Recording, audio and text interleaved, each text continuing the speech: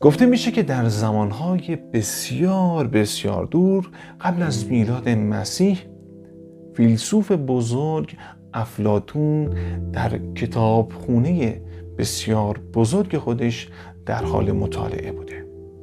کتابخانه‌ای بسیار بزرگ با قفسه‌های بسیار زیاد و پر از کتاب‌های جور و جور و گرانبها از سراسر دنیا. افلاطون در حال مطالعه کتاب بود و غرق اندیشه‌های خودش. در همین حین جوانی بسیار برومند، قد بلند و با لباسی زیبا و خوش عطر و بو وارد کتابخانه افلاطون میشه. یک تاجر جوان و یکی از دوستان بسیار قدیمی افلاطون بود. این مرد جوان که تاجر بود نشست و از هر دری تعریف کرد. از شهرهای مختلفی که رفته بود، از تجارتها و ماجراهایی که براش پیش اومده بود گفت. داشت به افلاطون تعریف میکرد و میگفت که وارد شهر شما شدم و اصلا خاطرم به شما نبود. دور میدان شهر فلان شخص رو که میشناسی داشت از شما صحبت میکرد. میگفت که افلاطون عجب مرد بزرگی است و حسابی در رابطه با شما تعریف و تمجید میکرد. افلاطون به محض شنیدن این صحبت‌ها ناراحت میشه و به فکر فرو میره.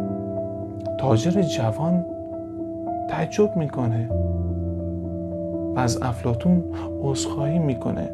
میگه آیا من باعث شدم که شما ناراحت بشید؟ آیا من با کلامم باعث دلخوری شما شدم؟ افلاطون میگه نه، تو مرد شریفی هستی. من در این فکرم که چه کار اشتباهی کردم که اون فرد جاهل و احمق پسندیده. حکایت دنیای امروز هست. دوستای من، اگر شما در بستر مجازی تولید محتوا میکنید، دقت کنید که چه افرادی، چه کسانی شما رو تشویق میکنن، کیا شما رو لایک میکنن و به شما انرژی میدن که ادامه بدین. آیا افرادی احمق هستن؟ افرادی سطحی نگر؟ همون افرادی که شاخهای مجازی رو به وجود آوردن؟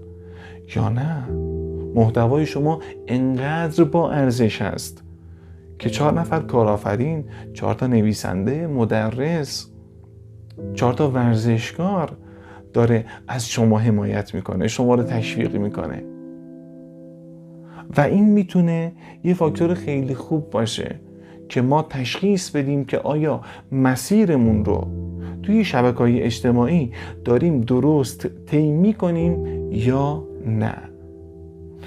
از اینکه مثل همیشه من رو حمایت میکنید، کانال من رو سابسکرایب میکنید و برای دوستاتون ارسال میکنید سپاسگزارم.